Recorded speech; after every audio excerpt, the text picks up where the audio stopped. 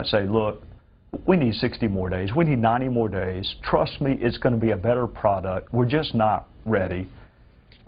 And fundamentally also, and I'm not trying to pick on the president, I would love to know at what point. We're going to head now live to the House of Representatives, going for session.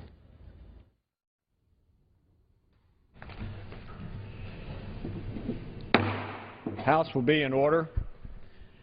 The chair lays before the House a communication from the Speaker. The Speaker's Rooms, Washington, D.C., November 21, 2013. I hereby appoint the Honorable Ted Poe to act as Speaker pro tempore on this day. Signed, John A. Boehner, Speaker of the House of Representatives. The prayer will be offered by the chaplain, Father Conroy. Let us pray. Eternal God, we give you thanks for giving us another day. We come to the end of a week where we have given thanks for the heroism of the brave men who served as code talkers during the world wars. They answered the call to service of their nation at a time of great danger, and we are grateful to them. Now we approach a week during which all Americans will gather to remember who we are, a nation generously blessed not only by you, our God, but by courageous ancestors, faithful allies, and the best good wishes of people everywhere who long for freedom, who would glory in the difficult work of participative government, and who do not enjoy the bounty we are privileged to possess. Bless the members of this assembly and us all, that we would be worthy of the call we have been given as Americans. Help us all to be truly thankful and appropriately generous in our response. May all that is done this day be for your greater honor and glory. Amen. The Chair has examined the journal of the last day's proceedings and announces to the House his approval thereof. Pursuant to Clause 1 of Rule 1, the journal stands approved. The Pledge of Allegiance we will be led in the Pledge of Allegiance by the gentleman from Utah, Mr. Bishop.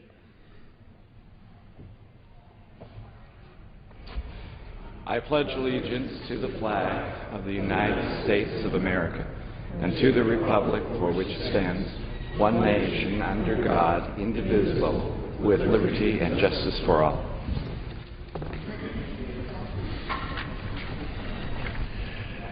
The Chair will entertain up to 5 requests for 1-minute speeches on each side of the aisle. What South Carolina seek recognition? Speaker, I ask unanimous consent to speak for 1 minute, and revising some of my remarks. The gentleman from South Carolina is recognized for 1 minute. Mr. Speaker, 25 years ago, Congress legislated Yucca Mountain as our national repository for nuclear waste. Sadly, the President discontinued the project in 2009. Solely for political reasons. On Monday, the Nuclear Regulatory Commission ordered the Department of Energy to proceed with the review process. This administration has failed to produce a clear plan for storing spent nuclear fuel, putting the environment at risk. South Carolinians had put $2 billion into the program for the fees to address spent nuclear waste. Yet, because of the President's party politics, a facility does not exist. Thankfully, the judicial system sided with the American people this week and demanded the Energy Department to collect those fees until a path forward is created. Yucca Mountain is clearly environmentally safe and secure and should be completed. This is great news for the Aiken-Barnwell community and other commercial reactor sites across the country. The President should abide by the law. America is a strong nation because we're a nation of laws. In conclusion, God bless our troops. We'll never forget September 11th and the global war on terrorism. I appreciate the community service of Bill and Ann West. What purpose does the gentleman from Illinois seek recognition? They ask unanimous consent to address the House for 1 minute to revise and stand. The gentleman is recognized for 1 minute. Thank you, Mr. Speaker. I rise today to remember those who tragically lost their lives this weekend in Illinois. Last weekend, tornadoes ripped across my state and 6 people were killed. Extreme weather events are sadly becoming the norm across the country. 2012 was the second most extreme weather year to date. with 11 extreme weather events across our country. Last year, Illinois experienced a total of 113 broken heat records, 2 broken snow records, 36 broken precipitation records, and 1 large wildfire. Clearly, this year looks to be no different. The reality is this: stronger, more destructive storms are pounding our region with distressing regularity and huge costs to our state, our residents, and our economy. Our task is to aid those devastated by these events, as well as addressing the underlying cause of their increased severity and frequency, climate change. Thank you, and I yield back. Gentleman yields back his time. What purpose does the gentlelady from North Carolina seek recognition? I ask unanimous consent to address the House for 1 minute, Mr. Speaker. Gentlelady is recognized for 1 minute. Thank you, Mr. Speaker. President Obama and the Democrats who run Washington spent a lot of time telling the American people that if they liked their health care plan, they could keep their health care plan. So what would they say to the 4 million Americans who've had their insurance canceled under Obamacare? What would they say to all the folks who've logged on to our House Republican website at GOP.gov and told us their stories of lost coverage? Americans need real solutions, not the political fix the President proposed last week. The House passed our Keep Your Health Plan Act with strong bipartisan support. That's a real solution, and we call on the Senate to listen to the American people and support it. I yield back. Gentlelady yields back her time. What purpose does the gentleman from California seek recognition? Seek unanimous consent to address the House floor for 1 minute and to revise and extend my remarks. The gentleman from California is recognized for 1 minute. I rise today to offer my condolences to the people of the Philippines following Typhoon Haiyan, which hit November 8, 2013. I'm proud to represent a vibrant Filipino community in the East Bay, and I've heard from many constituents who are concerned about loved ones overseas. Particularly this weekend, I heard from hundreds at St. Anne Catholic Church in Union City. The U.S. government acted swiftly, sending monetary aid, humanitarian workers, and military personnel. Unfortunately, some people in the most remote areas are still struggling for basic human needs like food, water, and medical supplies. That's why Representative Jackie Spear and I are circulating a letter to Secretary of Defense Hagel and USAID Administrator Shaw, which we plan to send tomorrow, supporting the use of airdrop of food supplies to inaccessible areas. In an ideal world, aid workers on the ground would distribute supplies to those in need, but time is of the essence. People are hungry, need medical supplies, and are thirsty right now. I'm committed to making sure the U.S. is doing everything it can to help the Filipino people as they begin to rebuild their lives following this horrific storm. And I yield back the balance of my time. The gentleman yields back his time. What purpose does the gentleman from Indiana seek recognition? Mr. Speaker, I rise to address the House, ask unanimous consent to address the House for 1 minute and to revise and extend. The gentleman is recognized for 1 minute. Thank you, Mr. Speaker. I rise today to reflect on the destructive tornadoes and severe thunderstorms that struck Indiana and much of the Midwest this past Sunday. On Monday, I had the opportunity to tour areas that sustained some of the worst damage. Kokomo, Indiana, was particularly hard hit, and Logansport, Lafayette, and Lebanon sustained serious damage as well. While Hoosier lives were spared during this, some of our Illinois neighbors were not so lucky. And all throughout the Midwest, people lost their homes, their possessions, and in some cases their livelihoods as businesses were destroyed. Some of our communities and neighbors face a long, painful recovery. I encourage all Hoosiers and Americans to keep those suffering from the destruction of these storms in their thoughts and prayers. And as is often the case in our great nation, tragedy reminds us of the goodness and generosity of our fellow citizens. In the past, I have seen Hoosiers step up in tough times to help their family, friends, neighbors, and even complete strangers in a time of need. While touring Kokomo, I met 2 men who had driven all the way up from Indianapolis just to try to lend a hand however they could. Shelters were open, charitable organizations had swung into action, neighbors were helping neighbors, and while the federal government may have a role to play in the recovery efforts, Hoosiers were not sitting around waiting for their federal government. Individuals attacked problems, helped their neighbors, and showed great generosity and resilience. It makes me proud to be a Hoosier, and I'm humbled to represent so many people full of caring, generosity, and resilience. Mr. Speaker, thank you for the time. I yield back. The gentleman's time has expired. What purpose does the gentleman from New York seek recognition? The gentleman from New York is recognized for 1 minute. Thank you. Mr. Speaker, this morning New York Governor Andrew Cuomo was in my neighborhood home of South Buffalo to announce a $225 million redevelopment of a former steelmaking plant that will bring 850 new jobs to Buffalo. This project announcement will transform a 200-acre former Republic Steel site into a new clean energy and research campus that will breathe new life into a formerly contaminated industrial area that is situated along the Buffalo River and that has been economically dead for the past 30 years. This announcement, along with $75 million in federal and private investments to clean up the Buffalo River and shoreline, is creating a dynamic new economy in Buffalo, an economy marked by new waterfront development and clean energy manufacturing. Energy independence and hundreds of new jobs in the new economy are remaking Buffalo, New York, and this project should serve as a national model to grow the economy and for nation building right here at home. I yield back. The gentleman yields back his time. What purpose does the gentleman from Kentucky seek recognition? To address the House for 1 minute, revise and extend that. The gentleman from Kentucky is recognized for 1 minute. Thank you very much. Over the last 6 weeks, every member of Congress has heard from constituents who've been very much concerned about the cancellation of health insurance policies, primarily because someone has determined that their health insurance policy is not adequate.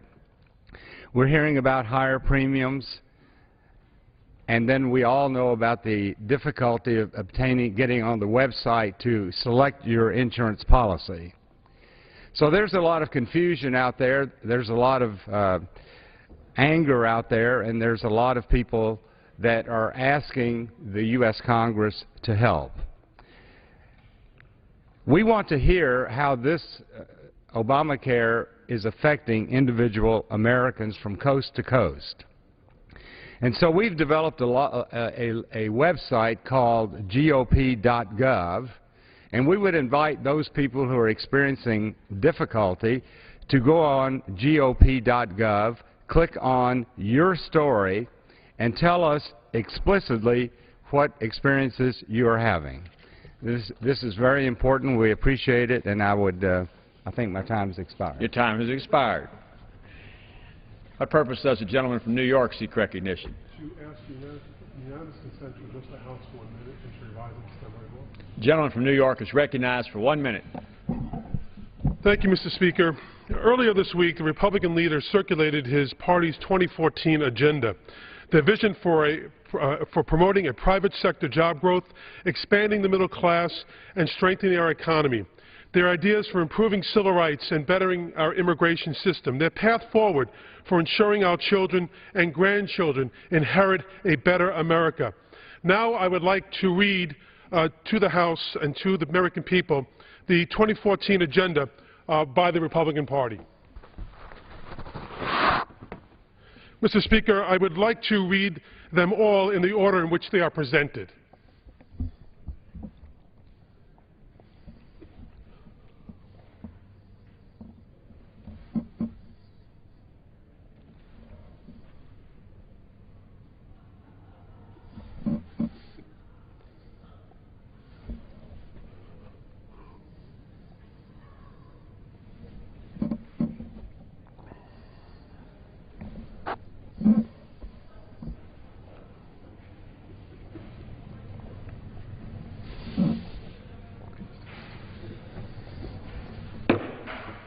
I yield back the balance of my time. The gentleman's time has expired. What purpose does the gentleman from Illinois seek recognition?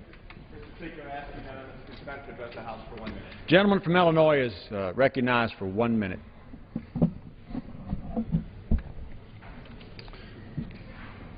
Mr. Speaker, as our nation prepares for Thanksgiving, I rise to thank and honor two brothers from Boy Scout Troop 275 and the community that rallied behind them. In the suburban Chicago district I represent, the Round Lake area American Legion Post 1170 was showing its age. It was neither fitting nor proper for the veterans who filled the halls. Renovation was needed, but money was tight in a community hard hit by our economy. One day, Edgar and Eric Garcia decided to restore Post 1170. With guidance from Troop Leader Paul Sosha and Commander Stephen Hall and help from fellow scouts, Eric and Edgar's idea neared reality. All they needed were supplies. That's where Home Depot came in. Home Depot donated supplies and gift cards. They single-handedly covered 90% of the renovations, but they contributed far more than simply dollars and cents. 30 Home Depot employees helped with labor. I am awed and inspired by Eric and Edgar's vision and determination. I am grateful for Home Depot's remarkable generosity, and I am overwhelmed by the community's outpouring of support. Our communities in Illinois' 10th District are close and strong and great because we care about one another. As we approach Thanksgiving, if you ever doubt our greatness, you need only visit American Legion Post 1170. I yield back. Time has expired. What purpose does the gentleman from Texas, Mr. Sessions, seek recognition? The gentleman from Texas, Mr. Sessions, is recognized for 1 minute. Mr. Speaker, today I'm joined by part of our Rules Committee family, the members of the Rules Committee, who would like to welcome back to our nation's capital a very dear friend, Celeste West. Celeste is part of our Rules Committee family who retired last July after 25 years of service. On Friday, September 6th, Celeste was tragically and unexpectedly had the loss of her only son, Barker, in a car accident. Today would have been Barker's 19th birthday. We all watched Barker as he grew up in the Rules Committee. Barker brought a smile to the face of everyone he met. A gregarious young man who had an unlimited amount of energy and zeal with an unlimited future. He was an outstanding young man who believed in himself and others. Barker was also a fraternity brother of mine in the Pi Kappa Alpha fraternity. Barker's fraternity brothers have called him a legend. And as we know, lives live on despite us being in other places. His spirit is with us today. In the wake of this tragedy, we are here today with Celeste, her family, Barker's father, Frank, and his stepmother, Sue Ellen. We're here to celebrate this short but remarkable life, another life of a person here in our family also of the United States Capitol. As a father myself, I cannot even fathom the difficulties that the family is going through. But we want you to know, all of us that are here today, that the life that has been lived of Franklin Barker West was important and is important to us. We yield back our time. The gentleman from Texas yields back his time.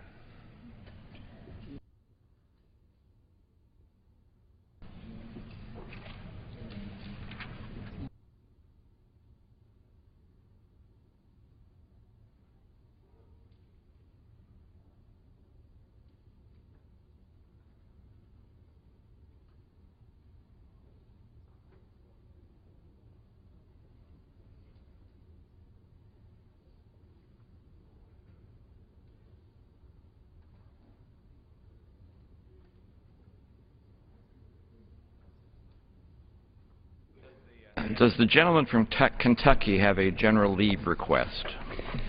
Mr. Speaker, I ask unanimous consent that all members may have 5 legislative days to revise and extend their remarks and to include extraneous material on H.R. 1900, the Natural Gas Pipeline Permitting Reform Act. Without objection. Pursuant to House Resolution 420 and Rule 18, the Chair declares the House in a Committee of the Whole House on the State of the Union for the consideration of H.R. 1900. The Chair appoints the gentleman from Texas, Mr. Poe, to preside over the Committee of the Whole.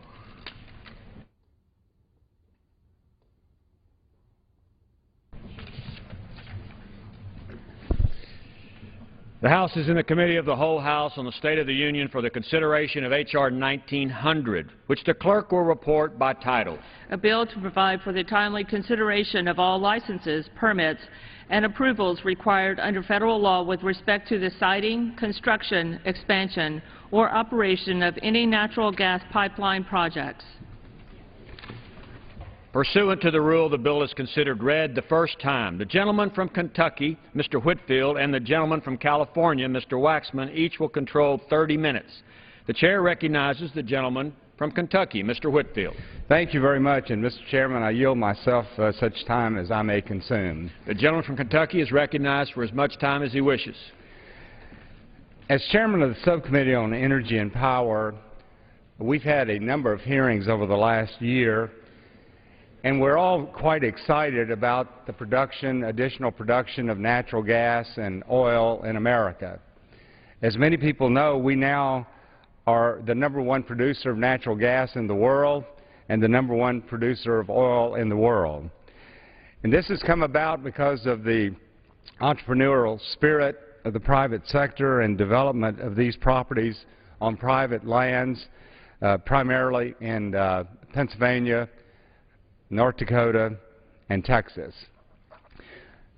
So we're all excited about the opportunity for energy independence in America, and certainly, hopefully, to reach a point where we're less dependent upon oil and other products coming from the Middle East.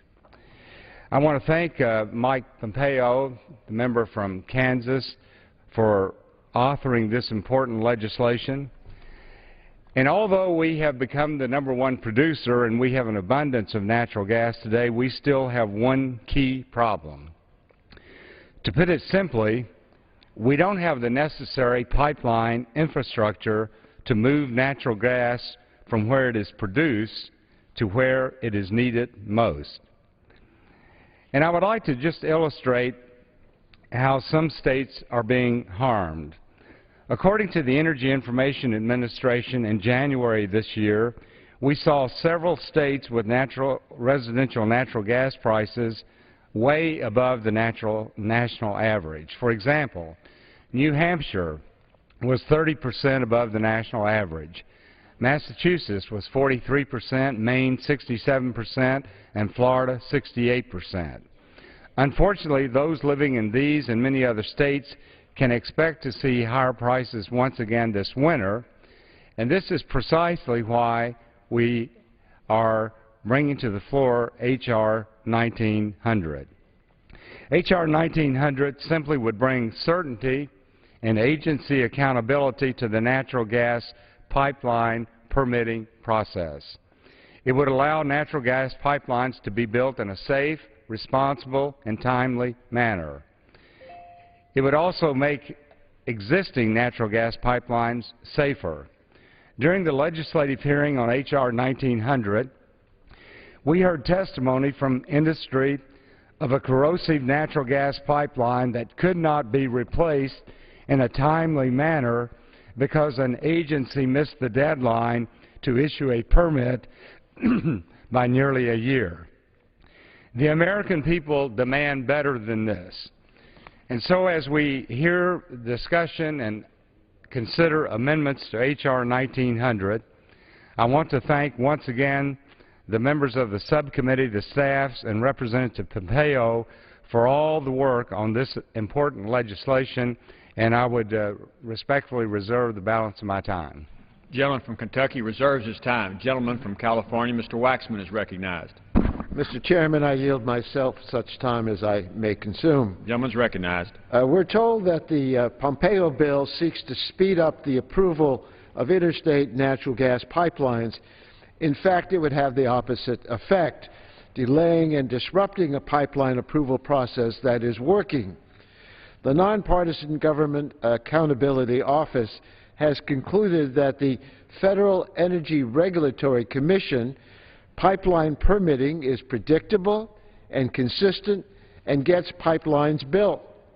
The pipeline companies testified that the process is generally very good and that the, quote, sector enjoys a favorable legal and regulatory framework for the approval of a new infrastructure. In short, this is a government program that works well. H.R. 1900 would disrupt this functioning permitting process by arbitrarily limiting the time that FERC and other agencies have to review pipeline applications. When faced with these time limits, one of two things will happen. Agencies can conduct inadequate environmental reviews and rush to approve permits that do not comply with our nation's health, safety, and environmental laws. This would be a terrible outcome because the public won't be protected and pipeline permits will be legally vulnerable. Alternatively, the agencies can deny the permits when the time limits prevent them from completing legally mandated pipeline reviews. And this would be a bad result as well, because needed pipeline capacity would not get constructed.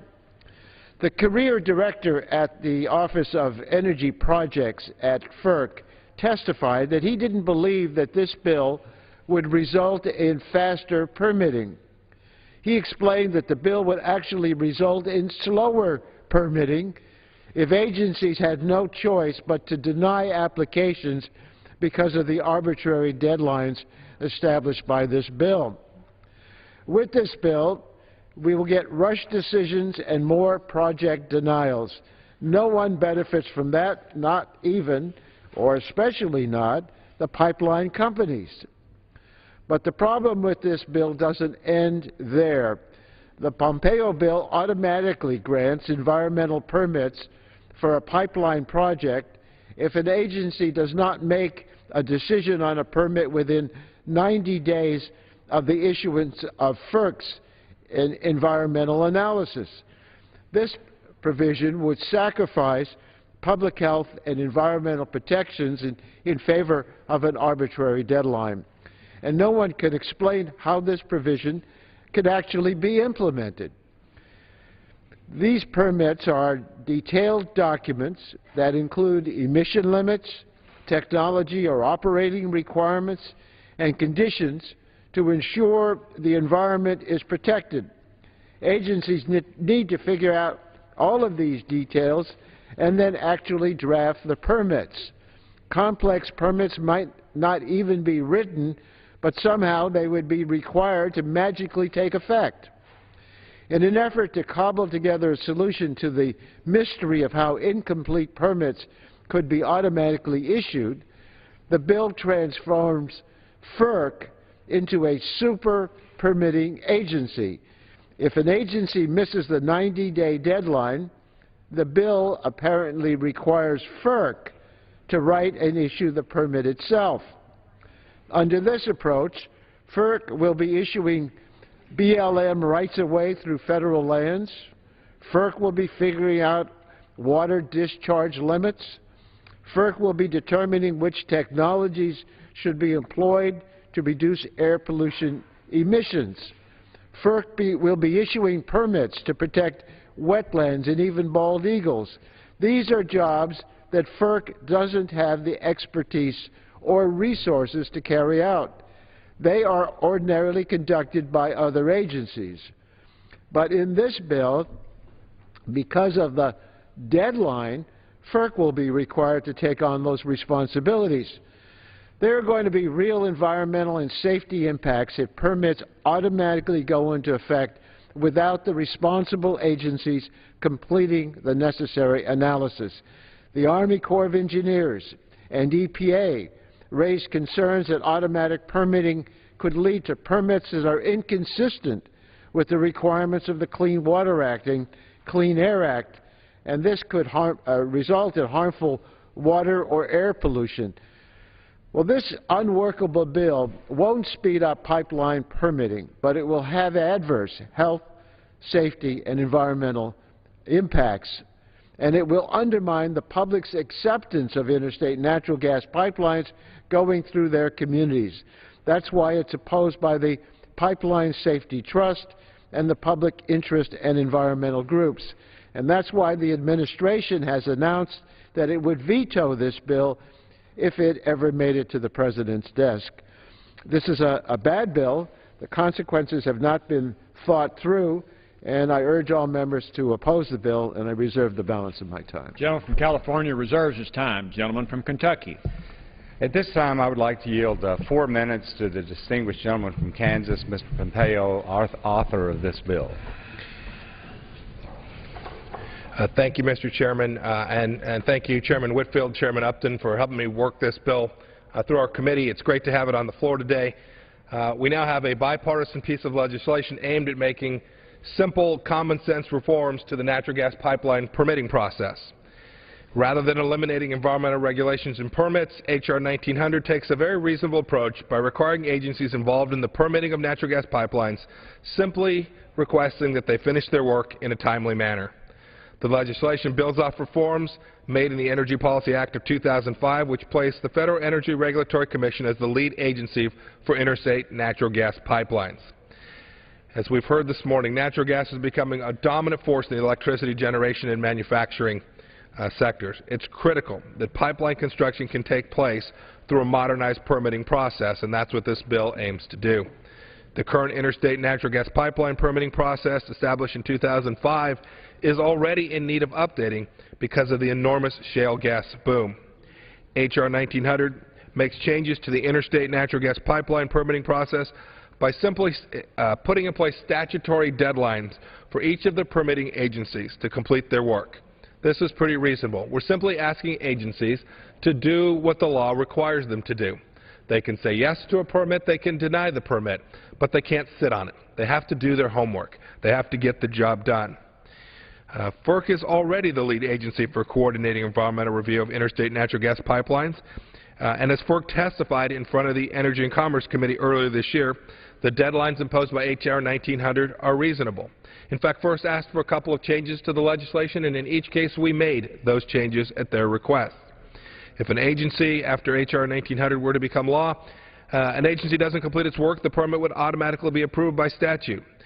And I've heard others say that this is unprecedented, but that's simply not the case. There are numbers of examples all throughout the Federal Code where statutory approvals of environmental permits are deemed approved in the absence of agency saying to the contrary. You know, I can't imagine anyone saying that this legislation is radical or unprecedented, but more importantly, I can't see that they could claim that it is unnecessary. To my left, you can see the impact of the absence of natural gas infrastructure all across the country. Frankly, in Kansas, we're in pretty good shape.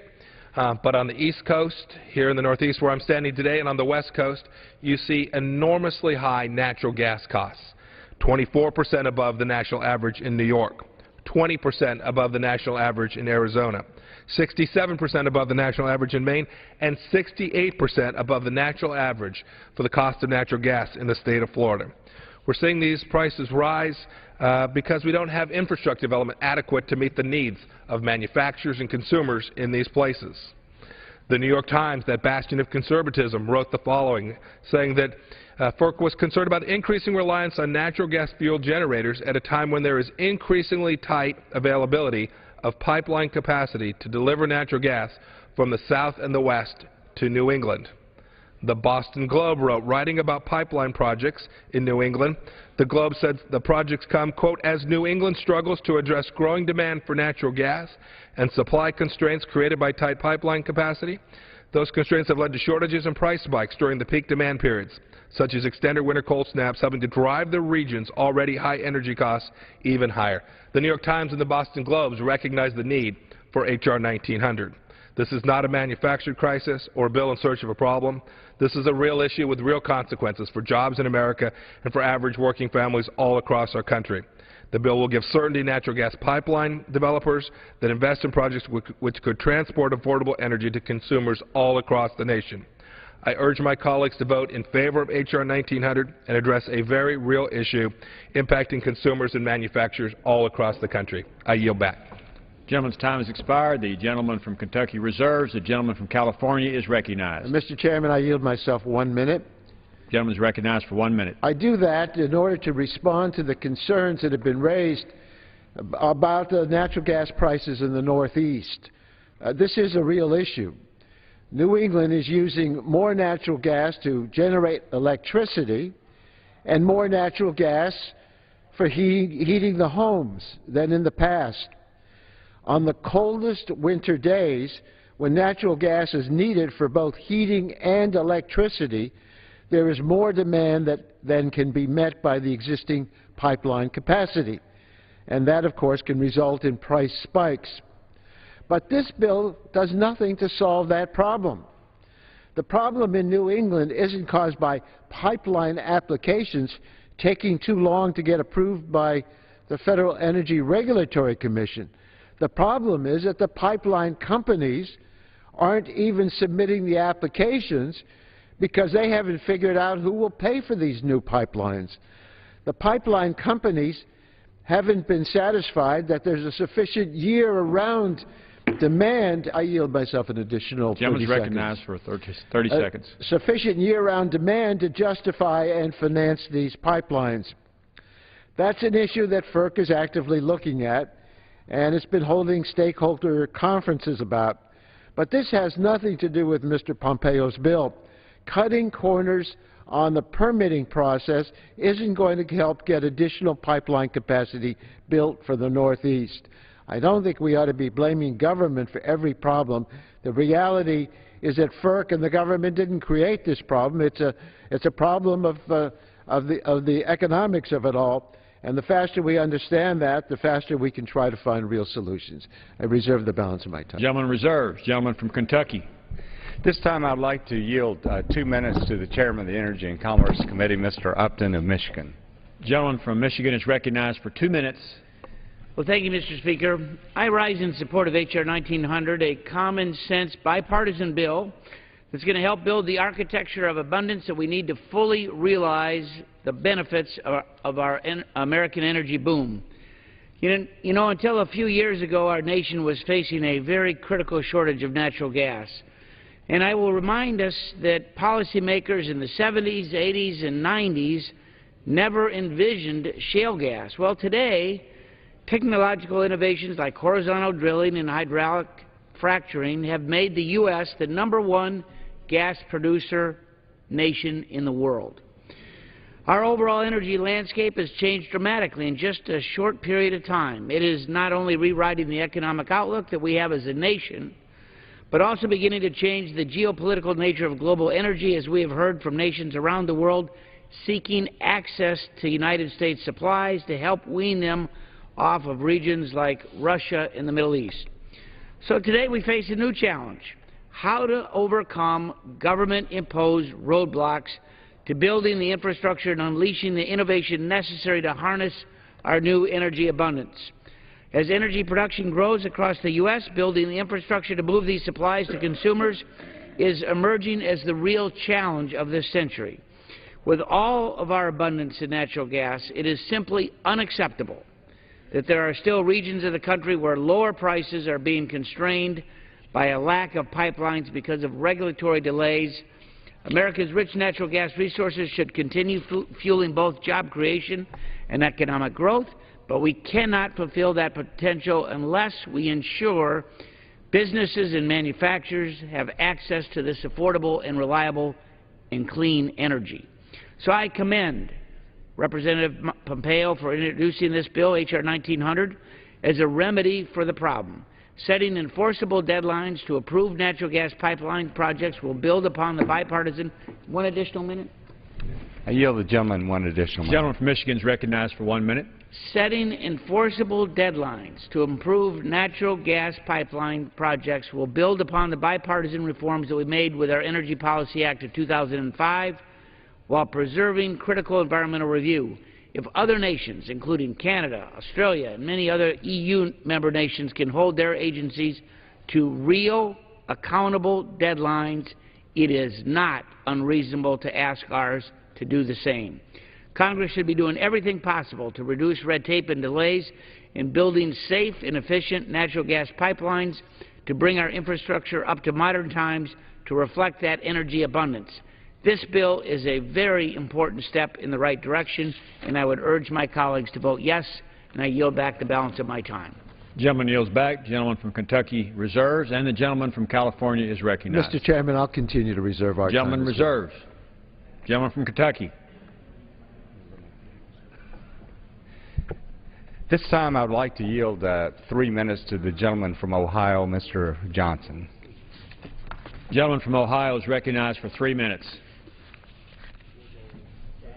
Thank you, Mr. Chairman. Today I rise in strong support of H.R. 1990, the Natural Gas Pipeline Permitting Reform Act, legislation that will help bring America closer to energy independence and security. The United States is blessed with God-given natural gas resources that many experts believe exceed the reserves in places like Saudi Arabia. In eastern and southeastern Ohio, we are blessed with the Marcellus and the Utica shale deposits that are beginning to produce never-before-seen volumes of natural gas and natural gas liquids. This part of rural Ohio, a region of the country that is often forgotten by elected officials in the capital city of Columbus and Washington, D.C., a region that sorely needs economic growth, is seeing billions of dollars of private sector investment in domestic energy production, and even more is in the planning stages. But we have a major challenge to overcome. You see, we can't always get the natural gas from the drilling site to the end users because there's a lack of pipeline networks. Pipeline companies are working 24/7 to remedy this problem, but they often face procedural roadblocks from federal agencies that slow down progress and hamper job creation. H.R. 1900 would give production companies the confidence and certainty that if they invest the millions of dollars to drill wells, they will have a way to get the natural gas to market. Now, this legislation could decide whether or not my constituents have a job. But I was disappointed that the administration is opposed to it. From the President on down, the administration has acknowledged that hydraulic fracturing is environmentally safe. Just yesterday, Secretary of State John Kerry mentioned the importance of natural gas to America. But with their opposition to this legislation, I guess they aren't really serious about America's energy independence and energy future. It seems they'd rather leave Ohio's natural gas in the ground than let all hardworking Americans benefit from its production. I urge my colleagues to support this important job-creating legislation, and I urge the Senate to take it up immediately. And with that, I yield back the balance of my time. Gentleman yields back. Gentleman from Kentucky reserves. The gentleman from California. Mr. Chairman, I yield myself for 2 minutes. Gentleman is recognized for 2 minutes. Mr. Chairman and my colleagues, I understand that proponents of this bill want a one-size-fits-all Washington, D.C. solution to the time frames required for pipeline reviews. The problem is that there isn't some magic number of days that works for all pipelines in all circumstances. There are 10-mile pipelines far from population centers that cross no rivers. And there are pipelines hundreds of miles long that cross multiple rivers and run through backyards. These are very different projects. It should come as no surprise that they take different amounts of time to review. When reviewing a project, FERC doesn't just have to do an environmental review. It also has to conduct an engineering review.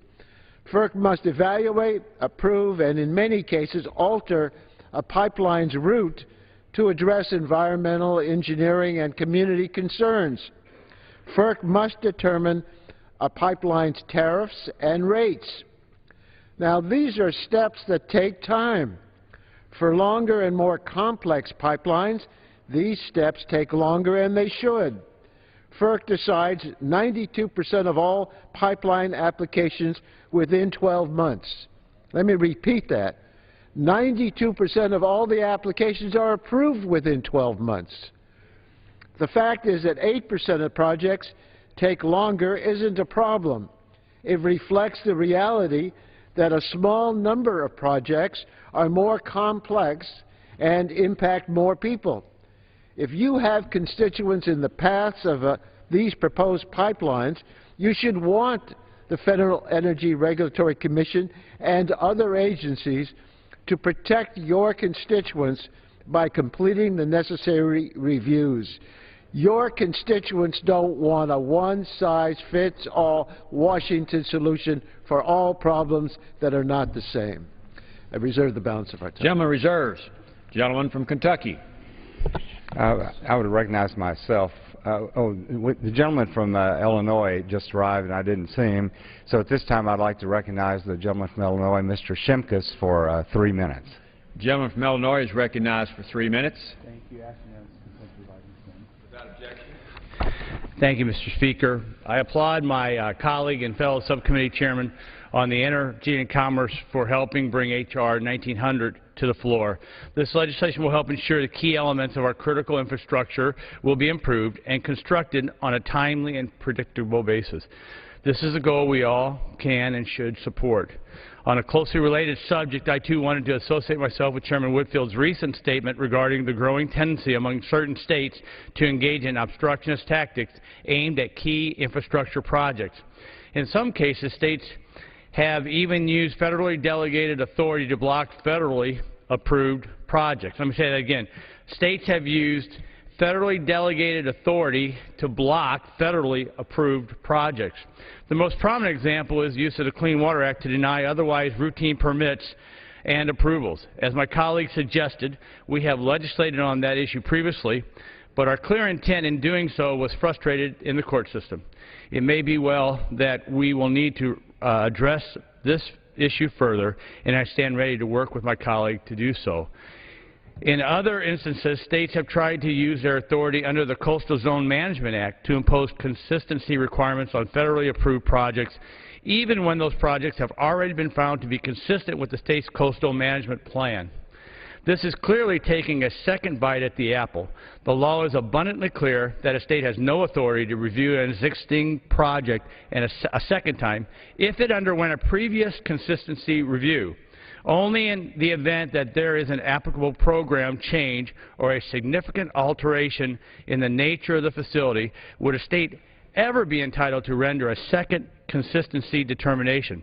For this reason, I see no need to legislate on that subject at this time, but I am well aware that even the clearest of statutory provisions can sometimes be distorted by determined states. So I will join with my colleague, Chairman Whitfield, to keep a watchful eye on this situation. Mr. Speaker, once again, I support passage of H.R. 1900 and yield back the balance of my time. The gentleman yields back his time. The gentleman from Kentucky reserves, and the gentleman from California is recognized. Mr. Chairman, I'm pleased at this time to yield 4 minutes to a very important member of the Energy Committee from the state of Florida, Ms. Castor. The gentlelady from Florida is recognized for 4 minutes. Thank you very much, and I thank Ranking Member Waxman for yielding the time. Colleagues, we are dealing with a bill here, H.R. 1900, that relates to the Federal Energy Regulatory Commission. FERC is an independent agency that reviews electric transmission lines that go across states, interstate electric transmission lines. They also review interstate oil pipelines, and they also review the interstate natural gas pipelines. This is a very important subject. Now, this bill relates only to the natural gas pipeline authority of FERC. Now, the country right now is in a natural gas revolution. It has been remarkable. The United States is now a net exporter of petroleum, and this has happened very quickly. And FERC has responded very well over time on the expansion of the natural gas market. That's why it's so confounding of why we need this new bill that's going to short-circuit FERC's review power. Right now, FERC grants over 90% of the interstate natural gas pipelines across the country. This bill really is an unnecessary piece of legislation in search of a problem. In committee, the bill was panned by the FERC professional staff. The administration strongly opposes it.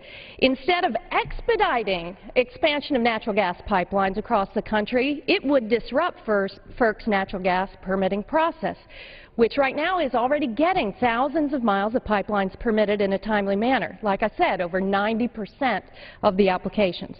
Instead, the bill establishes arbitrary and inflexible deadlines for FERC and other agencies to issue permits. And there are several major problems with the bill, particularly short-circuiting the permitting process for the most complex projects.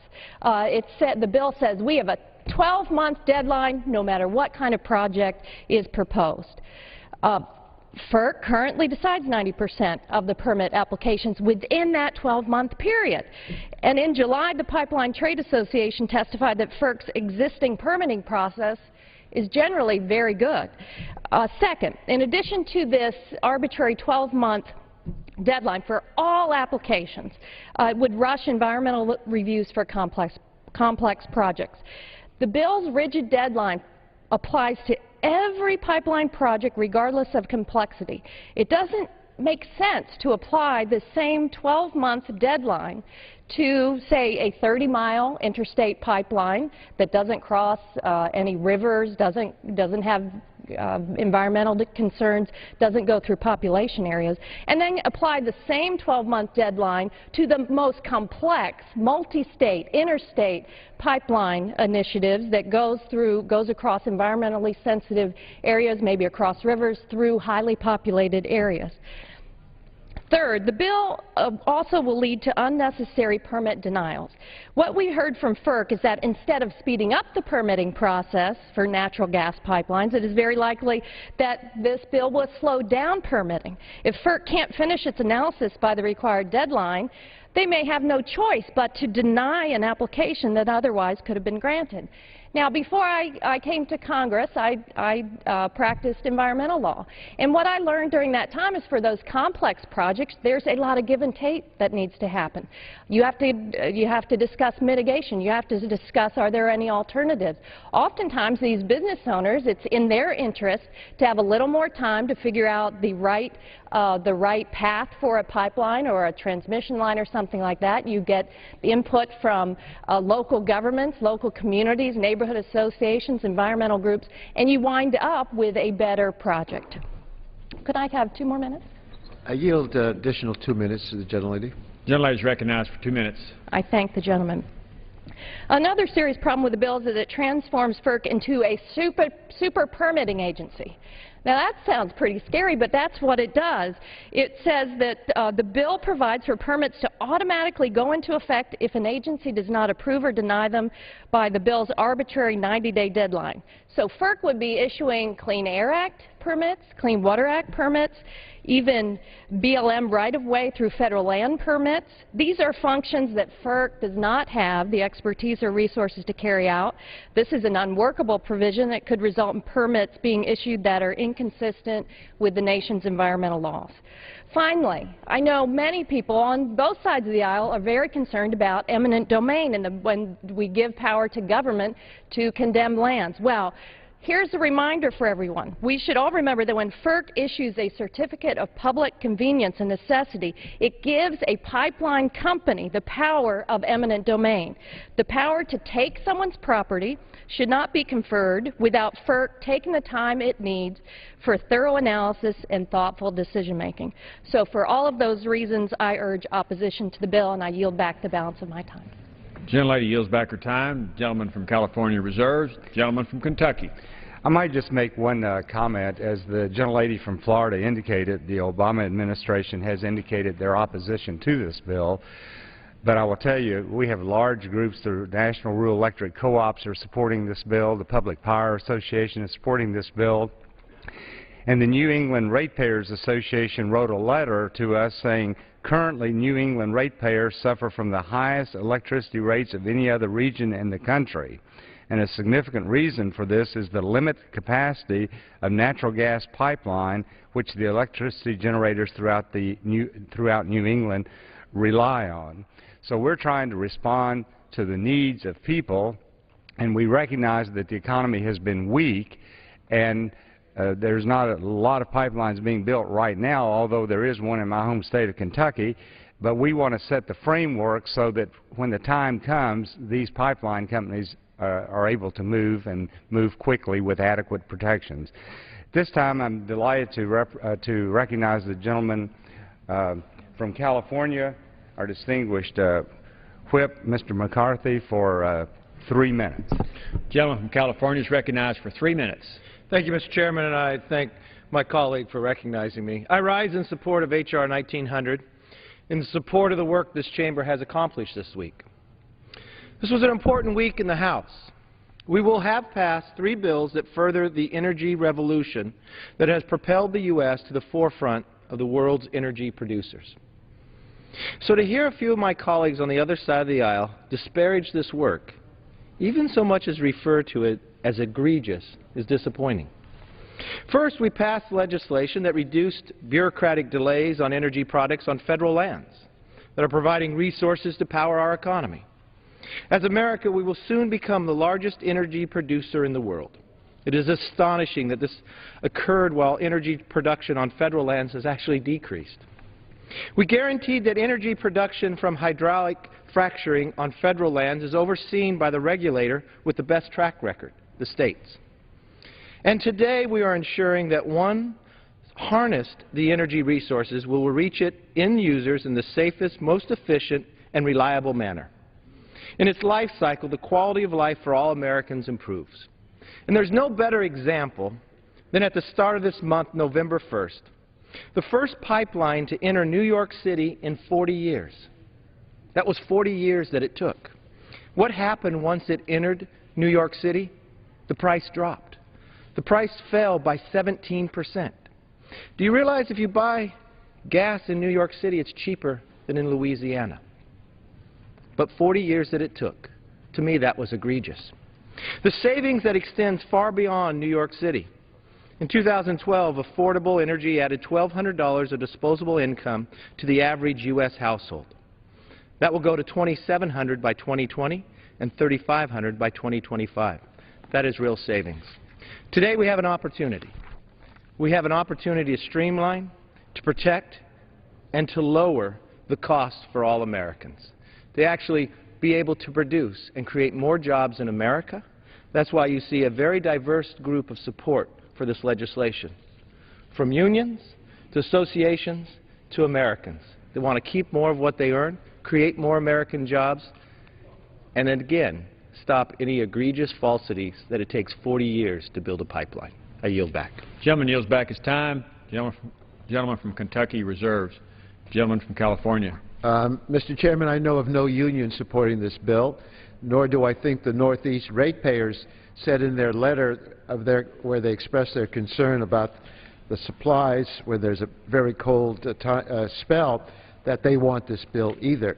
I'm pleased at this time to yield 3 minutes to a distinguished subcommittee ranker on the energy, one of the energy subcommittees, the gentleman from New York, Mr. Tonko. The gentleman from New York is recognized for 3 minutes.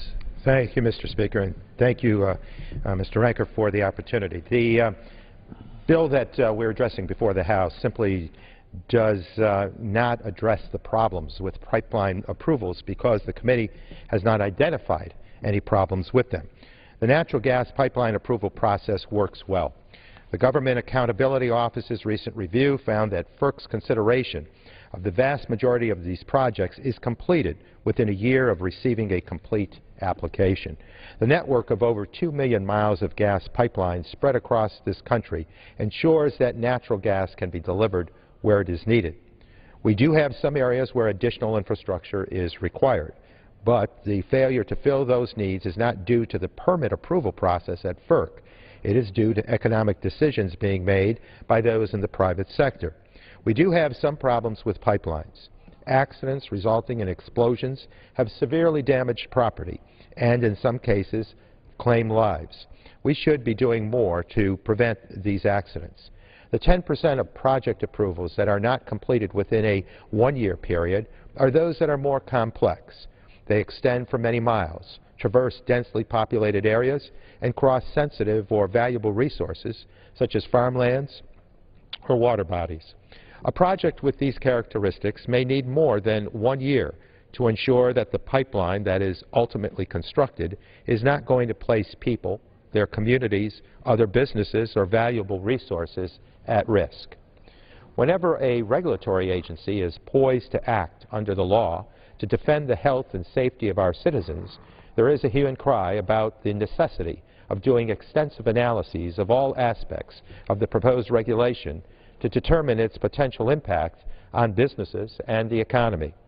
Many of these analyses take years and delay common-sense protections that will indeed save thousands of our citizens from illnesses or deaths. Apparently, protecting public health or the environment cannot wait. It can wait, but the oil and gas companies cannot. We need energy, but we need other things also. FERC's process weighs all these considerations before approving pipelines, and that is how it should be. Pipeline projects should be evaluated in a timely fashion, but the imposition of a hard 12-month deadline for all projects, regardless of their length or complexity, is bad policy. We should devote our time to solving problems, not creating them. H.R. 1900 should be rejected. It will do nothing to improve the pipeline approval process. And with that, I yield back to my colleague, Mr. Waxman. Gentleman yields back. Gentleman from California reserves. Gentleman from Kentucky. May I ask how much time is remaining for both sides? Gentleman from Kentucky has 12 minutes remaining. And the gentleman from California has 12.5 minutes. Well, at this time, I would yield an additional 3 minutes to the gentleman from Kansas, Mr. Pompeo. Gentleman from Kansas, you're recognized for 3 minutes. Thank you, Mr. Chairman. A couple of points I think are worth noting to make sure that everybody understands exactly what we're up against. There's been some suggestion that this is unnecessary, and maybe in the eyes of some in Washington, some political officials, it's unnecessary, but the people who this matters to, consumers, manufacturers all across the country, know that this is a necessary piece of legislation. The National Association of Manufacturers has said that this is something that will be important to creating manufacturing jobs for families all across the country. The Chamber of Commerce has similarly made this comment. Earlier stated that some folks were unaware of union support for this legislation. I want to make sure that everyone's fully aware that the Labor International Union of North America, the United Association of Plumbers and Pipe Fitters, and the operating engineers have all been supportive of H.R. 1900 and the importance of energy infrastructure expanding all across our country. Finally, there's been this idea that FERC approves 90% of the permits. It's been repeated time and time again. It's just factually incomplete, right? It's like if you like your health insurance plan, you can keep it. Technically, perhaps true in the most narrow sense, but in the reality, it's not the case that the Federal Energy Regulatory Commission approves 90% of all permits, or that they're all approved. FERC is but one of many, many agencies that has the authority to approve and deny permits. And so this 90% number that continues to be thrown around is just false. We don't have 90% of all folks seeking to build pipelines being able to build those timelines or pipelines in a timely fashion. They're being delayed. There's real demand for this. There's demand from the New England Ratepayers Association. There's demand in states like Florida, where the natural gas rates are 60% higher than the national average. This is a real need. This is a real challenge. And if we do this, if we get H.R. 1900 passed, all we're simply saying is do your job. Finish the process. If you decide that the permit shouldn't be built, any of these agencies can deny that permit being built. That seems fine. We're not denying any agency the capacity to deny a permit. But do the work. Tell these folks that, no, you're not going to get it, and then allow the process to move forward. These unions, these associations, these real hardworking families need natural gas at an affordable price to be delivered to them, and H.R. 1900 will help achieve that objective. I yield back. Gentleman yields back. Gentleman from Kentucky reserves. Gentleman from California. Mr. Chairman, I yield myself 2 minutes. Gentleman is recognized for 2 minutes. Mr. Chairman and my colleagues, we're not arguing whether we should have